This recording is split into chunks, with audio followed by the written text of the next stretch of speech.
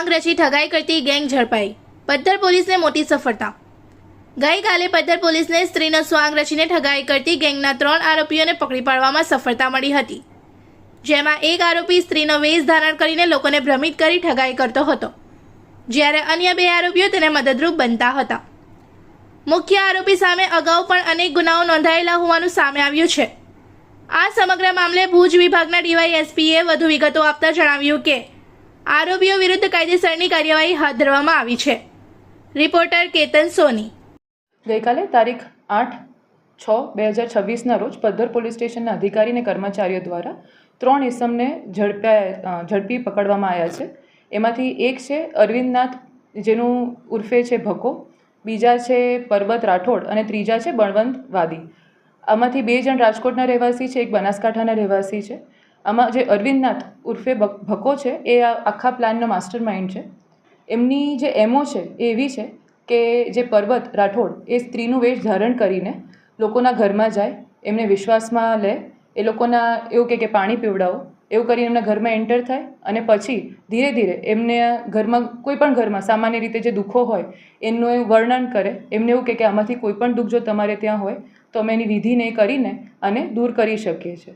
આવી રીતે ધીરે રહીને એમને વિશ્વાસમાં લે અને એના પછી એમને એવું કે અમે નાની મોટી વિધિ અત્યારે કરી આપીએ, એમાં કંકુ ચોખા એવું કંઈ ફેરવે, પોતે ખાઈ જાય, પછી એમને એવું કે ફરી પાણી આપો, એ પાણી એમના પાસે સાકર કે એવું કશુંક હોય એ પાણીમાં એડ કરે અને જે ઘરના વડીલ હોય કે ઇન્ચાર્જ હોય એને એવું કે ભાઈ હવે તમે આ પાણી ટ્રાય કરો, અમે આના પર મંત્રને કરી દીધું છે, તમને મીઠું લાગશે।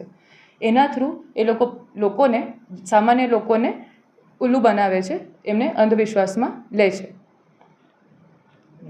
કેટલા આરોપી છે હવે શું તપાસ કરવામાં આવી છે કેસમાં, કારણ કે કેટલા લોકો સાથે આવી રીતે એને છેતરપિંડી કરી, એને લઈને શું તપાસ કરશે? આપણી પાસે અત્યારે મુખ્ય 3 આરોપી છે, કારણ કે આ એવા કેસીસ છે કે જે લોકો નોર્મલી પોલીસ પાસે આવીને કહેતા નથી હોતા, એટલે એ દિશામાં અત્યારે આપણે તપાસ ચાલુ છે। આમાંથી જે અરવિંદનાથ ભકો છે એના અત્યારે આપણને 11 જૂના કેસીસનું મળ્યું છે, એટલે એનું ગુનાહિત ઇતિહાસ ઓલરેડી છે, એમની કડક પૂછતાછને બધું ચાલુ છે, એનાથી જ આપણને ખબર પડશે કે એમાં હજુ કેટલા ભોગ બનનાર છે। જાગૃતતાનું એ છે કે જેવું આ સોનાનું, ચલણી નોટોનું, એવી જ રીતે તમે તમારા ઘરમાં કોઈને બી એમને આવવા દો અને એમની વાતોમાં આવી જાઓ અને એવું માનો કે જે તમારા ઘરમાં તકલીફો છે એ બીજાના ઘરમાં નથી, તમારી છે ને આ લોકોને ખબર પડી જાય છે અને તમને દૂર કરી આપશે, એ વસ્તુ તદ્દન ખોટી છે। તમે કોઈના પર પણ આવું રેન્ડમલી વિશ્વાસ કરો, એમના તમારા ઘરમાં આવવા દો, ત્યારે જ આવો બનાવો બને છે, એટલે સાવચેતી રાખવી જરૂરી છે। આરોપી પાસે શું મુદ્દામાલ મળી આવ્યો છે?